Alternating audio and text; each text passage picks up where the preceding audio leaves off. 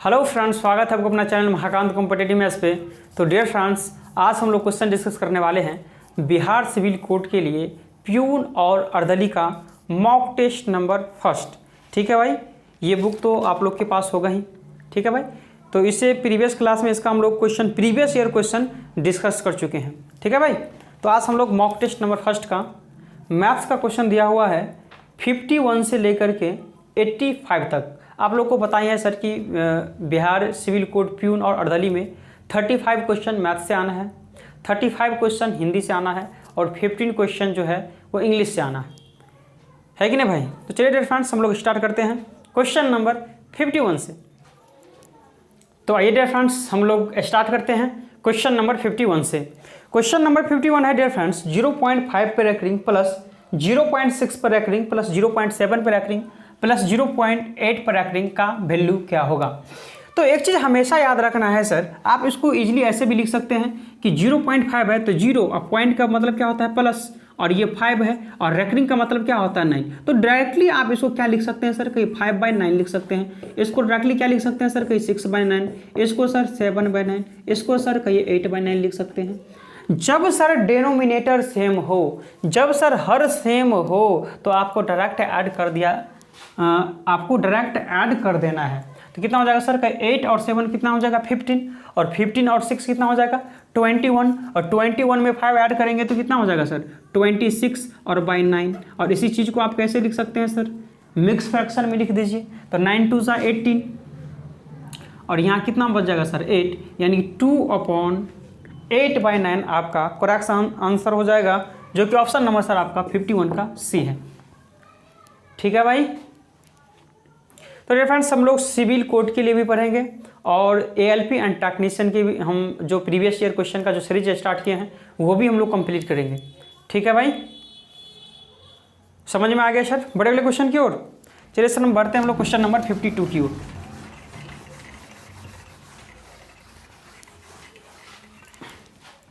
Question number 52, question number 52 क्या है dear friends, यदि 2 sin 3x - 3, ठीक है भाई, ये डिग्री है, इक्वल में दिया हुआ है 10 to 40 डिग्री, 10 to 40 डिग्री ये दिया हुआ है। तो आपसे पूछा जा रहा है सर कि x का वैल्यू क्या होगा।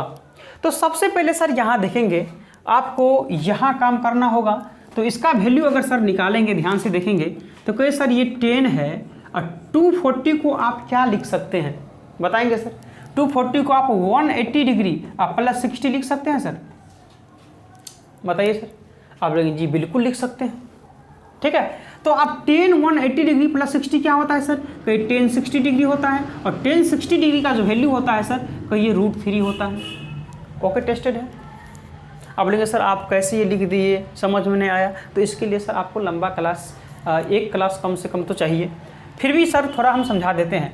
याद रखना, आपको 0 डिग्री हो, 180 डिग्री हो, 360 डिग्री हो, जब भी ये रहेगा तो चेंज नहीं होगा। 10 रहेगा तो 10 ही आएगा, साइन रहेगा तो साइन ही आएगा, कॉट रहेगा तो कॉट ही आएगा।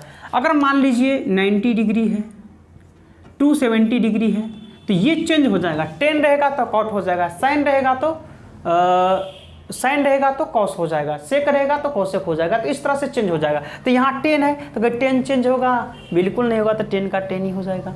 ठीक है भाई, और यहाँ 180 प्लस 60, तो याद रखना है सर एक मैप होता है, याद रखेंगे। यहाँ मैप देखिए, ये 0 डिग्री होता है, ये 90 डिग्री होता है, और ये क्या होता है 180 डिग्री होता है, और ये 270 डिग्री होता है, और ये 360 डिग्री होता है। तो इसमें सर ऑल पॉजिटिव होता है। क्या होता है सर, इसमें ऑल पॉजिटिव होता है। और इसमें क्या होता है सर, कहीं साइन और कॉसेक पॉजिटिव होता है। ठीक है भाई, अब बोलेंगे ठीक है सर यहाँ तक। और यहाँ याद रखना है सर आपको, यहाँ जो होता है सर 10 और कॉट जो होता है वो पॉजिटिव होता है, और यहाँ सर कॉस और सेक जो होता है क्या होता है सर पॉजिटिव होता है। तो हम अभी क्या बोले सर 10 180 प्लस 60, तो 10 180 आप प्लस 60 करेंगे, कहीं इसी में आएगा और इसी में आएगा सर, तो कहीं 10 में आया सर ना, तो 10 पॉजिटिव ही होता है तो पॉजिटिव ही रहेगा। ये 60 है तो 60 का वैल्यू √3 होता है। तो इस तरह से आप इसको याद रखेंगे। ठीक है, फिर भी हम एक क्लास ले लेंगे इसका। आप बताइए सर इसके बदले हम क्या लिख सकते हैं, 10 240 के बदले हम क्या लिख सकते हैं, √3 लिख सकते हैं। आप बोलेंगे जी बिल्कुल लिख सकते हैं। अब √3 जो होता है सर साइन में किसका वैल्यू होता है सर, पता है? अब यहाँ क्या है सर 10, ये √3 है ना जी, ये बिल्कुल ठीक है सर। यहाँ तक देखिए अब ध्यान से यहाँ देखेंगे सर कि साइन 3x - 3 आइकॉन में यहाँ √3 है और ये 2 नीचे आ जाएगा यहाँ, एनी प्रॉब्लम? √3/2 सर साइन में किसका वैल्यू होता है सर, तो आप बोलेंगे ये सर साइन 60 डिग्री का वैल्यू होता है। तो ये क्या हो जाएगा सर कि साइन 60 डिग्री हो जाएगा। अब साइन कंपेयर करेंगे तो हट जाएगा, तो बचेगा क्या सर कि 3x - 3 इक्वल में 60। तो 3x का वैल्यू कितना हो जाएगा 60 +3 63। तो 3 से काटेंगे तो 3 2 जा और 3 1 जा 21 आपका करेक्ट आंसर हो जाएगा 21 डिग्री, जो कि ऑप्शन नंबर सर आपका 52 का भी करेक्ट हो जाएगा। है भाई? बताइए सर कहीं भी किसी तरह से आपको कोई समस्या, कोई परेशानी, किसी भी तरह से सर आपको कोई समस्या, कोई परेशानी हो तो आप हमें कमेंट्स बॉक्स में कमेंट करके आप पूछ सकते हैं। ठीक है भाई, बढ़े अगले क्वेश्चन की ओर। चलिए बढ़ते हम लोग क्वेश्चन नंबर 53 की ओर। क्वेश्चन नंबर 53 क्या है डियर, समझेंगे ध्यान से। 4 क्रमागत सम संख्या का जो योग है वो 484 दिया हुआ है। अब क्रमागत संख्या क्या होता है सर, क्रमागत संख्या का मतलब होता है सर लगातार संख्या, जैसे 1 2 3 4 5 6 7 8 9 10 ये लगातार संख्या होता है। तो 4 क्रमागत सम संख्या होनी चाहिए सर। तो हम पहला मान लेते हैं सर x, दूसरा क्या हो जाएगा x + 2, तीसरा x + 4, चौथा x + 6। आप बोलेंगे सर अपने मन से कुछ भी लिख रहे हैं सर, कुछ नहीं लिख रहे हैं सर। यहाँ क्या है क्रमागत सम संख्या है तो x को हम 2 मान लिए, तो ये 2 हुआ तो ये 4, ये 6, ये 8 हो गया। सीधी सी बात हुआ सर लगातार क्रमागत। आप बोलेंगे जी सर, और इसका योग 484 दिया हुआ है, तो इसका योग कितना दिया हुआ है सर देख लेते हैं। तो x और x, 2x और x, 3x, x 4x plus 6 4 10 और 2 12, और इसी का योग 484 के बराबर दिया हुआ है।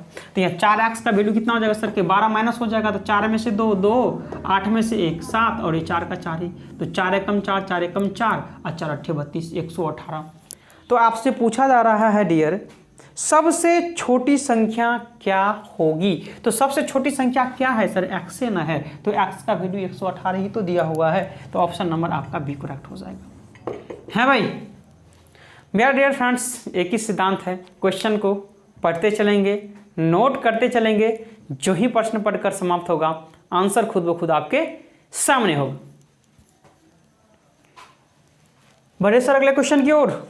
चलिए बढ़ते हम लोग क्वेश्चन नंबर 54 की ओर। क्या है 54?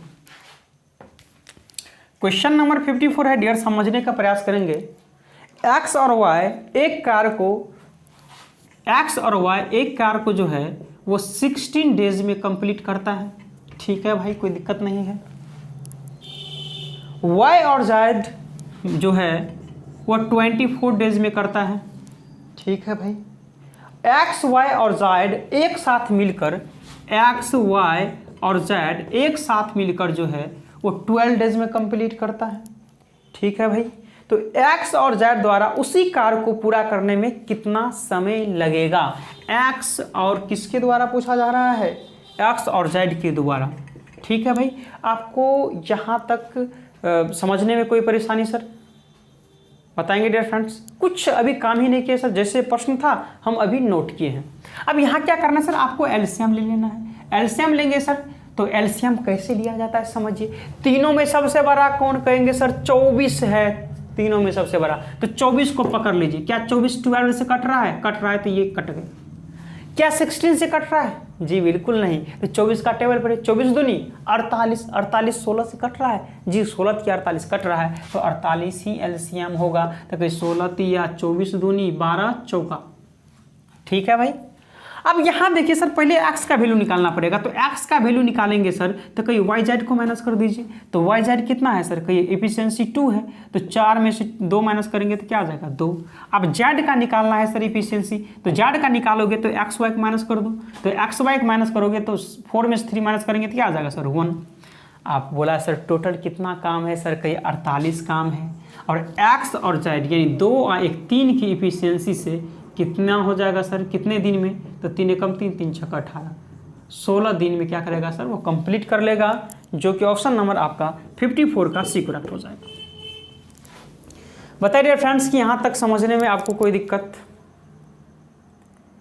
है भाई? समझ में आ गया डियर? बढ़े अगले क्वेश्चन की ओर। चलिए डियर हम बढ़ते हैं क्वेश्चन नंबर नेक्स्ट 55 की ओर। क्या है 55?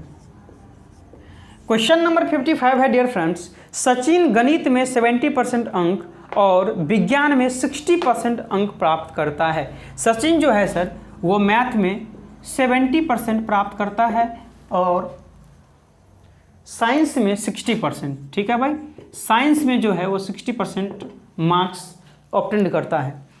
मान लीजिए कि दोनों विषयों के पूर्णांक समान हो। मान लीजिए दोनों, मैथ 100 नंबर का पूछा गया था और साइंस भी 100 नंबर का पूछा गया था, तो मैथ 70% आया यानी कि 70 मार्क्स आया है, और साइंस में 60% आया अर्थात 100 का 60 मार्क्स आएगा।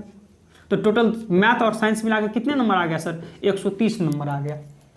तो आपसे पूछा जा रहा है तो सचिन को दोनों विषयों में कुल कितने प्रतिशत अंक प्राप्त हुए हैं? तो दोनों विषय में 130 प्राप्त हुए हैं, तो 130 गुने 100 कितना में प्राप्त हुए हैं सर?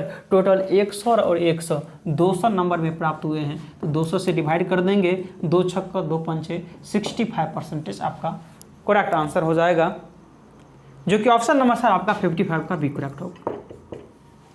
ठीक है भाई, समझ में आ रहा है भाई? हाँ सर, अगर आप चाहते हैं सर, अगर आप लोग के पास ये बुक अगर ना हो तो आप हमारे टेलीग्राम चैनल महाकांत सर या महाकांत सर ऑफिशियल से जुड़ जाएंगे। वहाँ सर आपको फ्री PDF प्रोवाइड कराया जाता है। चलिए सर बढ़ते हम लोग क्वेश्चन नंबर 56 की ओर। चलो क्वेश्चन नंबर 56 क्या है डियर? साधारण ब्याज की कितने प्रतिशत वार्षिक दर पर कोई धनराशि 12 वर्षों में स्वयं की दोगुनी हो जाएगी? तो मान लेते सर एक कोई धनराशि था, रेट हमको नहीं पता है सर, कितने वर्ष की बात कहा जा रहा है? 12 वर्ष में दोगुनी हो जाएगा। आप बताइए सर, को एक धन माने है 1 रुपया, अगर दोगुनी हो जाए 2 रुपया बन जाए, तो बताइए सर, था तो 1 ही रुपया मेरे पास, लेकिन वो दोगुनी हो गया यानी कि 2 रुपया हो गया, तो ब्याज कितना आया सर? कोई 2 में से 1 माइनस कर देंगे तो 1 ही रुपया ने ब्याज आएगा सर। तो यहाँ काटेंगे तो 4 तिया 12, 4 25, तो रेट कितना आ जाएगा सर? कोई 25 और बट्टे 3 यानी कि 3 8 24 1 25, 8/1/3%। Option number D. ठीक है भाई, बहुत ही सिंपल क्वेश्चन था ये सर सिंपल इंटरेस्ट का एक ही फॉर्मूला से सारा सॉल्व हो जाता है। आपको याद रखना फॉर्मूला P × R% × टाइम और इक्वल में SI, सिंपल इंटरेस्ट, यही एक फॉर्मूला होता है। आप बैठा दीजिए। Question number 57।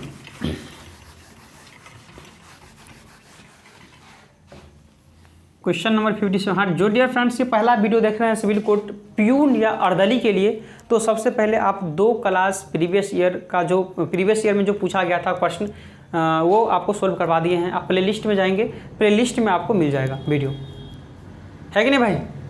चलिए क्वेश्चन नंबर 57 क्या है? 2 वृत्त की त्रिज्याओं का अनुपात, 2 वृत्त की त्रिज्या है और इसका अनुपात जो है वो 1:4 दिया हुआ है। ठीक है, 2 वृत्त का त्रिज्या है, मान लीजिए ये R1 है और ये क्या है सर? R2 है। तो आपसे पूछा जा रहा है उनके क्षेत्रफलों का अनुपात क्या होगा? तो वृत्त का क्षेत्रफल क्या होता है सर? कि सर पाई और R² होता है। तो R² मतलब 1 का स्क्वायर 1 ही रेशियो, फिर पाई R² मतलब 4 का स्क्वायर कितना हो जाएगा सर? 16। तो पाई से पाई कट जाएगा, बचेगा क्या सर? 1:16। Option number A. ठीक है भाई, समझ में आ गया डियर फ्रेंड्स? ऐसे ही सर आपको सिविल कोर्ट एग्जाम में प्यून, अर्दली बोलिए या क्लर्क, स्टेनोग्राफर, कोर्ट रीडर, जो भी बोलिए सर, इसी तरह का जो है प्रश्न पूछा जाएगा एग्जाम में। बढ़े सर अगले क्वेश्चन की ओर, है भाई? चलिए बढ़ते हम लोग क्वेश्चन नंबर 58 की ओर। क्वेश्चन नंबर 58 क्या है डियर? समझ लेंगे आप। एक लड़के ने 3 रुपया में 15 चॉकलेट की दर से कुछ चॉकलेट खरीदते हैं। तो आप बताइए सर, रुपया लगाया कितना, 3 रुपया, और चॉकलेट खरीद कर लाया कितना सर, कहीं 15 को चॉकलेट खरीद कर लाया। ये खरीदा है तो ये क्या करेंगे सर, बाय, ये बाय किया है। फिर आगे है सर, वो 2 रुपया में 3 चॉकलेट की दर से उसे बेचता है। तो 2 रुपया में 3 चॉकलेट की दर से उसे क्या करता है सर, सेल करता है। तो आपसे पूछा जा रहा है लाभ या हानि ज्ञात करें, लाभ या हानि का परसेंटेज पूछा जा रहा है। तो आप बताइए सर, खरीद कर लाए थे 15 चॉकलेट, अब बेच रहे हैं 3 चॉकलेट, ये कहाँ की बात है सर। अब बोलेंगे सर 12 को चॉकलेट खा लिए हैं, तो आप खा लिए हैं सर, ये रियल लाइफ में चलता है, लेकिन जब मैथ्स का क्वेश्चन आप सॉल्व करेंगे तो यहाँ नहीं चलेगा। अगर चलेगा तभी जब आप यहाँ आपको दिखाना पड़ेगा सर खा लिए हैं तो होगा। ऐसे अपने मन से सर खा लिए, ऐसा क्या होता है। तो 15 चॉकलेट आप खरीदे हैं तो 15 ही बेचना पड़ेगा सर। तो अब 15 बनाने के लिए क्या करेंगे सर, दोनों का एलसीएम लेंगे, तो 15 और 3 का एलसीएम 15 ही होगा। तो 3 को 15 बनाने के लिए 5 से मल्टीप्लिकेशन करना पड़ेगा, तो यहाँ भी 5 से, तो क्या आ जाएगा सर 10 चॉकलेट, यहाँ 3, यानी कि 15 चॉकलेट खरीदे थे 3 रुपया में, अब 15 चॉकलेट बेच रहे हैं 10 रुपया में, तो लाभ कितना हो जाएगा सर। आप बोलेंगे 3 से 10 में 7 रुपया का लाभ, तो 7 गुने 100 किस पर लाभ होगा सर, कहीं 3 रुपया पर ना होगा, तो 700/3। इसको क्या लिख सकते हैं सर, 3 दूनी 6, 3 तिया 9, 3 तिया 9, 233/1/3 परसेंटेज का जो है वो आपको प्रॉफिट होगा। ठीक है भाई, 233/1/3 परसेंटेज, ऑप्शन नंबर ए। समझ में आ गया सर, एनी प्रॉब्लम। बढ़े अगले क्वेश्चन की ओर, चलिए डियर बढ़ते हम लोग क्वेश्चन नंबर 59 की ओर।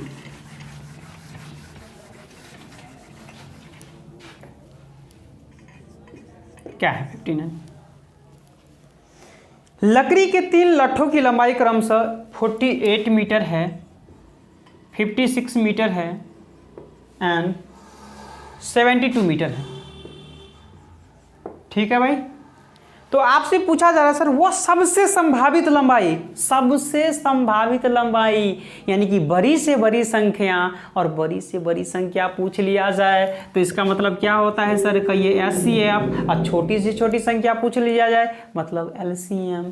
तो एचसीएफ निकाल दीजिए, और एचसीएफ निकालने का तरीका होता है कि आप अंतर देखिए दोनों में, 16 में से 8 8 हुआ, 12 में से 6 6 और 6 5 1 16। तो दोनों में जब इस दोनों नंबर का जो बीच में सबसे मिनिमम डिफरेंस जो होगा वही तो एचसीएफ होगा। तो मिनिमम डिफरेंस कौन सा है सर, कहीं 80 है, तो 80 हो जाएगा एचसीएफ, ऑप्शन नंबर डी।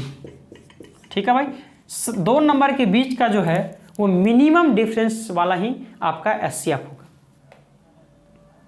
है भाई, चलिए अगला क्वेश्चन, क्वेश्चन नंबर 60 क्या है सर। क्वेश्चन नंबर 60 है सर 7 का स्थानीय मान। तो 7 का स्थानीय मान, तो 7 के बाद कितना डिजिट है सर, कि 1 2 3 4 वो डिजिट है, तो 4 जीरो बैठा दीजिए ना, 70,000, ऑप्शन नंबर ए हो जाएगा करेक्ट। चलो एक साथ क्वेश्चन नंबर 61 क्या है सर, कक्षा में लड़कियों की संख्या। देखिए सर, क्वेश्चन अगर आपसे सोल्व नहीं हो रहा है तो आप समझिए सर कि आपको अभी तक क्वेश्चन पढ़ना ही नहीं आ रहा है। ठीक है भाई, क्वेश्चन को पढ़ते चलिए, नोट करते चलिए, जो ही प्रश्न पढ़ के समाप्त होगा आंसर खुद दिखने लगेगा। कक्षा में लड़कियों की संख्या लड़कों से क्या है सर, लड़की की संख्या लड़कों की संख्या से 7 गुनी है। अगर ये 1 हो तो ये 7 गुनी 7 हो जाएगी। तो निम्नलिखित में से कौन सी संख्या कक्षा में बच्चों की कुल संख्या को निरूपित नहीं करती है, तो कहीं सर 7 और 1 8, लड़का और लड़की टोटल है 8, और 8 से जो ऑप्शन कट जाएगा वो आपको क्या हो जाएगा सर, जो 8 से नहीं कटेगा वही आपका आंसर होगा। यही ना पूछा जा रहा है सर कि कक्षा में बच्चों की कुल संख्या को निरूपित नहीं करेगा, तो जो नहीं कटेगा, तो 7 1 8, पहला ऑप्शन 8 है तो 8 1 8 कट गया। सेकेंड ऑप्शन है सर 52, ये नहीं कट रहा है तो यही आंसर हो जाएगा option number B. Third option है सर 72, तो 8 9 सा कट रहा है। फोर्थ ऑप्शन है 48, तो 8 6 सा कट रहा है, तो ऑप्शन नंबर बी ही एक ऐसा है जो नहीं कट रहा है। ठीक है, चलिए सर हम लोग पढ़ते हैं क्वेश्चन नंबर 62। 62 क्या है डियर? 3 प्लस 12 प्लस यहाँ 17 है, 17 को आप 27 बना देंगे सर, यहाँ आपको मिस प्रिंटिंग है, plus dash dash dash plus 3n²। ठीक है भाई, ये नंबर सिस्टम से क्वेश्चन है। जब भी इस तरह का प्रश्न देखें सर, आप देखेंगे सर इसमें कॉमन कुछ दिख रहा होगा, तो 3 कॉमन है, तो कॉमन लेंगे तो 3 1 जा, 3 4 जा, 3 9 जा, dash dash dash plus n² तक जाएगा। अब ये चीज़ क्या है सर, आप देखेंगे कि सर ये 1 का स्क्वायर लिख सकते हैं, ये 2 का स्क्वायर, ये 3 का square plus dash dash dash plus ये n का स्क्वायर।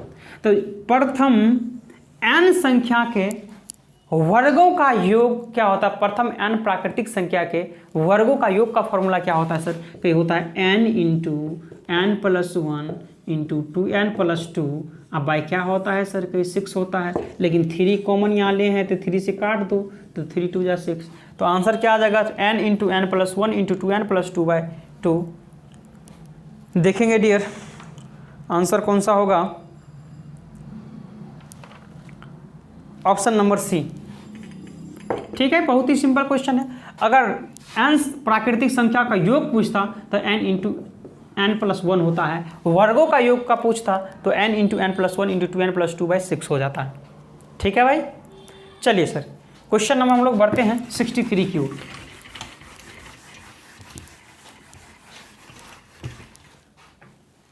क्वेश्चन नंबर 63 क्या है? 1 माइनस 1/x प्लस 1, ठीक है भाई, into 1 minus 1/x plus 2 dash dash dash dash. और आने दीजिए, कोई दिक्कत नहीं है। कहाँ तक है सर? 1 माइनस 1/2x तक है। ठीक है भाई, तो आपसे पूछा जा रहा है कि गुणनफल ज्ञात कीजिए। जब भी इस तरह का सर आपसे प्रश्न पूछा जाएगा तो कुछ नहीं करना है सर, एलसीएम लेना है। जब भी एक में से घटाना हो तो डायरेक्ट घटा दीजिए। आप x प्लस 1 में से 1 माइनस करेंगे तो 1 से 1 कट जाएगा, या एलसीएम ले लीजिए तो 1 से कट जाएगा तो क्या बचेगा सर? तो कहिए x प्लस 1 में से 1 घटाएंगे तो कट जाएगा, यानी कि बच जाएगा x/x प्लस 1 इंटू यहाँ सर x प्लस 2 में से 1 माइनस कर देंगे, x प्लस 2 1 x प्लस 2 में से 1 माइनस करेंगे तो क्या बच जाएगा सर? x प्लस 1 अब x plus 2 dash dash dash dash. यहाँ करेंगे 2x 1 जा 2x में से 1 माइनस करेंगे तो 2x माइनस 1 अब 2x। बताइए सर कि यहाँ आपको लिखने में कोई समस्या, कोई परेशानी? कोई परेशानी सर नहीं होनी चाहिए। अब यहाँ सर देखिए कि यहाँ क्रॉस में क्या कट रहा है, तो हम देखेंगे सर कि यही कट रहा है। तो क्या कटा सर? कहिए x तो ऊपर में है ही, इस वाले पर आपको ध्यान देना है सर। ऊपर में x तो है ही, नीचे में सर कट गया, नीचे में कट गया तो नीचे से खींच के ले आ जाइए, तो ये आ गया और x से x कट गया, यानी कि 1/2 आपका करेक्ट आंसर हो जाएगा, ऑप्शन नंबर डी। ठीक है भाई, मान लीजिए कि ऊपर कट जाता तो नीचा सेम का सेम रह जाता और ऊपर से खींच के ले आते 2x माइनस 1। तो इसी तरह से इस प्रश्न को सोल्व करेंगे। ठीक है भाई, समझ में आ गया? कोई समस्या समझ में आ गया डियर? बढ़ते हम लोग question number next, question number 64। क्या है?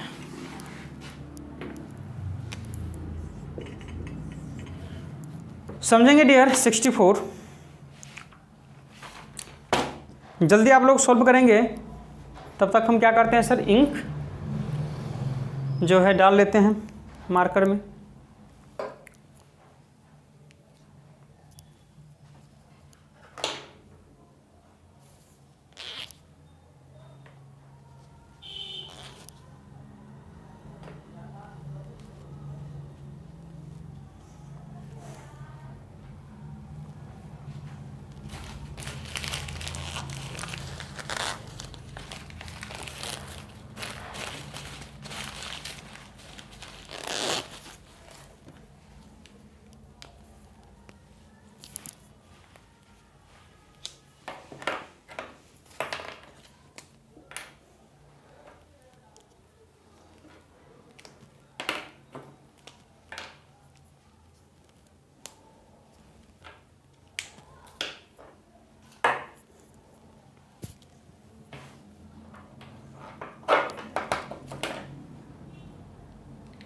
चलिए सर क्वेश्चन नंबर 64 की ओर बढ़ रहे हैं। एक समांतर चतुर्भुज की आसन भुजा है, एक समांतर चतुर्भुज है।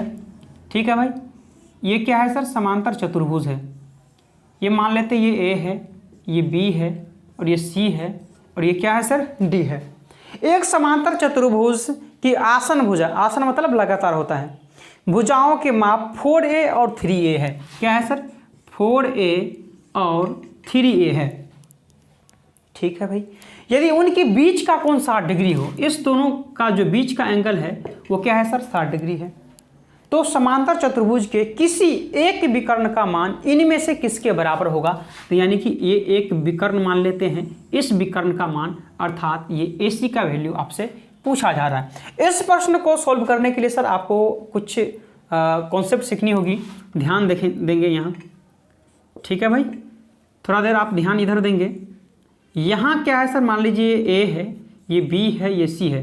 कैपिटल A के सामने स्मॉल a होता है, कैपिटल B के सामने स्मॉल b और कैपिटल C के सामने स्मॉल c होता है। तो यहाँ सर कोसाइन रूल का प्रयोग हम करेंगे। तो अगर A के लिए अगर cos A का वैल्यू अगर निकालेंगे सर, तो cos A के लिए अगर cos A का वैल्यू निकालना हो तो कहीं सर ये इसका पट्टा में जो है कहीं सर ये क्या है, b स्क्वायर और ये प्लस सी स्क्वायर, जो साथ में रहेगा वो प्लस में, जो साथ में नहीं रहेगा अपोजिट में रहेगा वो माइनस में चला जाएगा और ये क्या सर b और c का गुना हो जाएगा अर्थात 2bc हो जाएगा cos A का वैल्यू। ठीक है भाई, अगर सर मान लीजिए cos B का वैल्यू अगर आपको निकालना रहता तो कैसे निकालते हैं कि सर cos B है ना, ये दोनों लेंगे यानी कि ये a स्क्वायर हो जाएगा अब प्लस सी स्क्वायर, ये माइनस का b स्क्वायर हो जाएगा। अब बाई क्या हो जाएगा सर 2ac, तो यहाँ लिखते 2ac। ठीक है भाई, अगर यहाँ सर cos C का वैल्यू अगर निकालते सर तो क्या हो जाता है, यहाँ कहीं सर b स्क्वायर अब प्लस का a स्क्वायर, ये माइनस का c स्क्वायर हो जाता, अब बाई में 2ab हो जाता। होता कि नहीं होता डियर फ्रेंड्स, बताएंगे। तो यही तो बात है सर, यहाँ कोसाइन रूल अगर लगाएंगे सर, अगर आपका वैल्यू ये डी वाला निकालना हो, इसका वैल्यू अगर निकालना हो तो कहीं सर क्या होगा, कहिए ये क्या है, इसको मान लेते हैं ये a है। ठीक है भाई, क्या करेंगे सर, डायरेक्ट बना देते हैं। तो कोसाइन रूल अगर लगाएंगे सर, हम इसको मिटा रहे हैं। ठीक है भाई, आपको समझा रहे हैं। आप देखिए सर, ये a है और इसको मान लेते हैं ये a है और ये b है और इसको c मान लेते हैं, इसको d मान लेते हैं। तो कहीं a के सामने जो है ये स्मॉल a है, ये c के सामने स्मॉल क्या हो जाएगा, c हो जाएगा, और ये b के सामने क्या हो जाएगा, स्मॉल b हो जाएगा। या ये भी नहीं करना चाहते हैं सर तो डायरेक्ट भी कर सकते हैं। ठीक है, इसको मान लीजिए स्मॉल a, ठीक है भाई, इसको मान लीजिए स्मॉल b, इसको मान लीजिए स्मॉल c, ये भी हो सकता है। तो cos का अगर फॉर्मूला निकालना चाहते हैं cos b का, तो क्या हो जाएगा सर, कहीं a square plus b square और ये माइनस हो जाएगा c स्क्वायर, अब बाई क्या हो जाएगा सर, कहीं 2ab। तो cos b कितना है सर, cos 60 डिग्री, हाँ इक्वल में a कितना है 3a, तो 3a का स्क्वायर कितना हो जाएगा 9a स्क्वायर, b स्क्वायर मतलब क्या 16a स्क्वायर और माइनस c स्क्वायर पता नहीं है सर, अब बाई 2ab, तो 4 3 जा 12। ठीक है भाई, 4 3 जा 12 और 2 जा 12 2 जा 24ab। ठीक है भाई, कोई दिक्कत बताएंगे डियर, ए भी नहीं, ये a स्क्वायर हो जाएगा, a है ना, a स्क्वायर हो जाएगा। अब यहाँ सर cos 60 डिग्री का जो वैल्यू होता है क्या होता है, तो cos 60 का वैल्यू 1/2 होता है और ये इक्वल में क्या लिखेंगे, cos 60 का वैल्यू क्या होता है 1/2 और 2 से काटेंगे तो 12 में कट जाएगा। ठीक है भाई, अब क्रॉस मल्टीप्लिकेशन करेंगे यहाँ सर, तो कहीं 16 और 9 कितना हो जाएगा sir, 25a square minus c square और इक्वल में 12 हो जाएगा। इस साइड आएगा सर 12a स्क्वायर हो जाएगा, ये इस साइड आएगा तो माइनस हो जाएगा, तो कितना हो जाएगा 13a स्क्वायर इक्वल में c स्क्वायर हो जाएगा और c का जो वैल्यू होगा वो अंडर रूट 13a स्क्वायर हो जाएगा, तो a स्क्वायर रूट में से हट जाएगा तो बचेगा under root 13a answer, under root 13a, जो कि option number sir C correct हो जाएगा। तो सीधी सी सर बात रखना है, आपको कोसाइन रूल से इस प्रश्न को सोल्व कर लेना है। ठीक है भाई, समझ में आ गया डियर, कुछ नहीं किए हैं सर, ये a square plus b square में से c स्क्वायर को माइनस कर दिए हैं और जिसका निकालना था उसको 2ab यानी कि 4 दूनी 4 तिया 12 दूनी 24 a स्क्वायर लिख दिए हैं। cos 60 का वैल्यू 1/2 होता है, 2 से काट दिए हैं और यहाँ से c का वैल्यू निकल गया और यही तो विकर्ण है, यही तो विकर्ण है सर। चलिए क्वेश्चन नंबर हम लोग 65 की ओर बढ़ रहे हैं।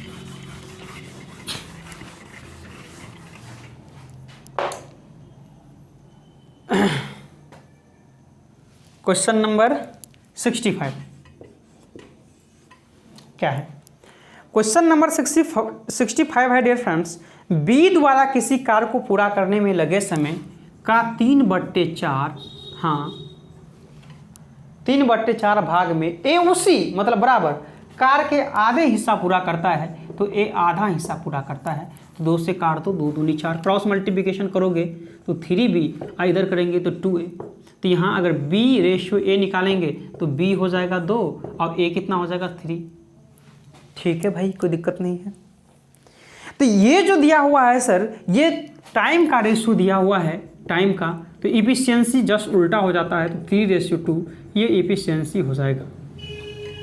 प्रश्न में है सर, यदि दोनों मिलकर कार्य को 12 दिनों में पूरा करता है, तो क्या सर 3 और 2 5 की इफिशियंसी से 12 दिन में 12 पंचे 60 काम टोटल हो जाएगा। तो आपसे पूछा जा रहा है बी अकेले उस कार्य को कितने दिन में करेंगे, तो कहिए सर बी टोटल 60 काम को कितने की एफिशिएंसी से, 3 की एफिशिएंसी से, 3 दूनी 6, 20 डेज में कंप्लीट कर लेंगे।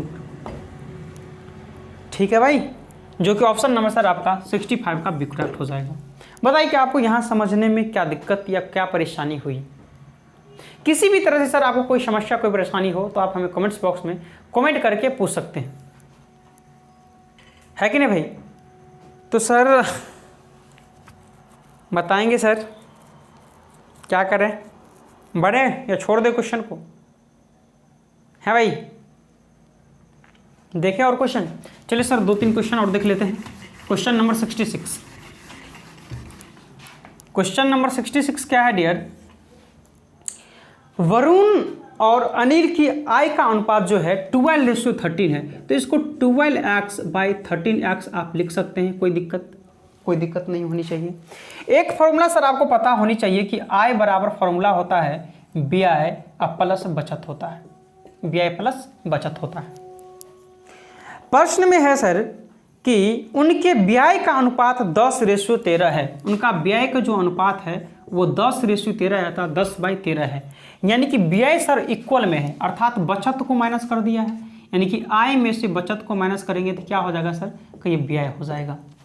आप बोलेंगे जी सर ये तो व्यय है, तो आय में से तो कुछ ना कुछ तो माइनस करना पड़ेगा। क्या माइनस करना पड़ेगा सर? बचत।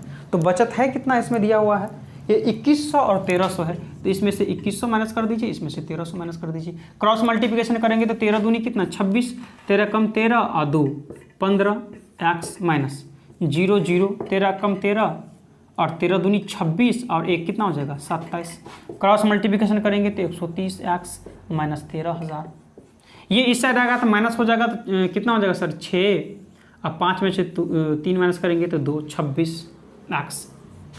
और ये उस साइड जाएगा तो प्लस का कितना हो जाएगा सर, प्लस का 27300, तो माइनस हो जाएगा तो 0 में से 0 0, 0 में से 0 0, 3 में से 0 3। ठीक है भाई,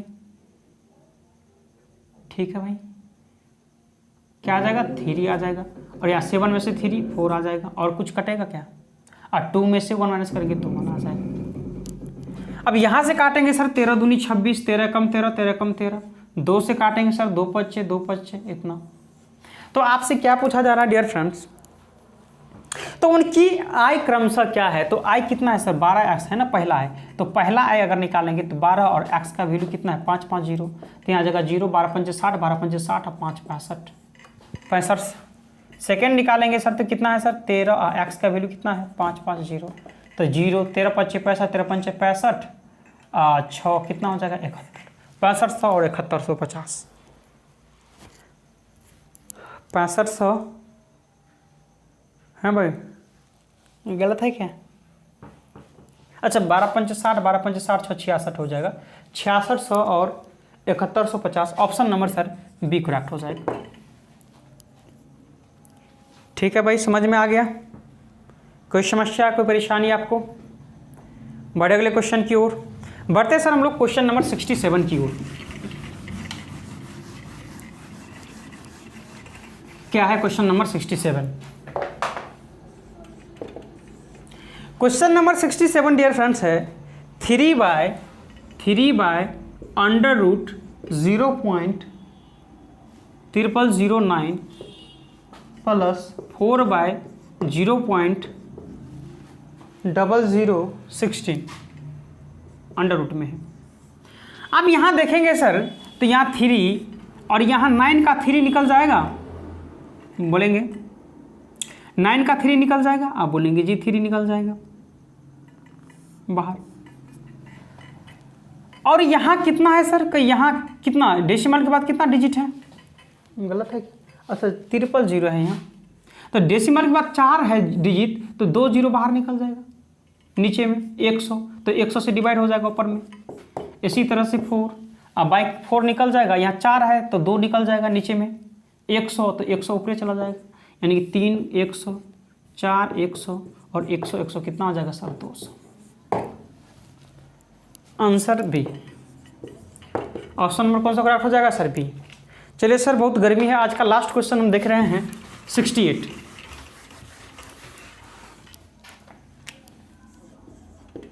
क्वेश्चन नंबर 68 है डियर फ्रेंड्स, दो प्राकृतिक संख्याओं का अनुपात 6:8 है। 6 क्या है सर 8 है, तो आप लिख लेंगे, ठीक है भाई। और उनका गुणनफल 768 है। जब भी गुणनफल की चर्चा करें तो आपको x लगा देना है, तो गुणनफल कितना हो जाएगा सर, कोई 6x इंटू एक्स 8x, लेकिन गुणनफल है कितना, गुणनफल है बराबर गुणनफल है, तो यहाँ से काटेंगे 6 कम 6, 6 दूनी 12, 6 कम 6, 6 दूनी 12 और 6 8 48, 8 से काटेंगे 8 कम 8, 8 6 48, तो एक्स स्क्वायर का वैल्यू कितना हो जाएगा सर कि 16, तो x का वैल्यू कितना हो जाएगा √16 अर्थात 4। सर सबसे छोटी संख्या क्या हो जाएगा सर 6x, तो 6 चौका कितना हो जाएगा 24। ऑप्शन नंबर डी 68 का डी। बताएंगे डियर फ्रेंड्स कि ये मेरा क्लास आपको कैसा लगा, या आप लोग क्या राय देना चाहते हैं सर, या इस वीडियो को कंटिन्यू रखा जाए या कोई और बुक से पढ़ाया जाए बिहार सिविल कोड प्यून की अदरली के लिए, ठीक है भाई। कोई और बुक का सजेशन हो तो आप बोल सकते हैं, है कि नहीं भाई। अगर डियर फ्रेंड्स ये क्लास आपको अच्छा लगा तो इस वीडियो को ज़्यादा से ज़्यादा अपने दोस्तों यारों सोशल साइट्स ग्रुपों में ज़्यादा से ज़्यादा इस वीडियो को सेंड करेंगे, ताकि डियर फ्रेंड्स इस तरह का कॉन्सेप्ट, इस तरह का मेथड का प्रयोग करके आपके यार आपके फ्रेंड्स भी एग्ज़ाम में प्रश्न को ईजिली सोल्व कर पाएँ।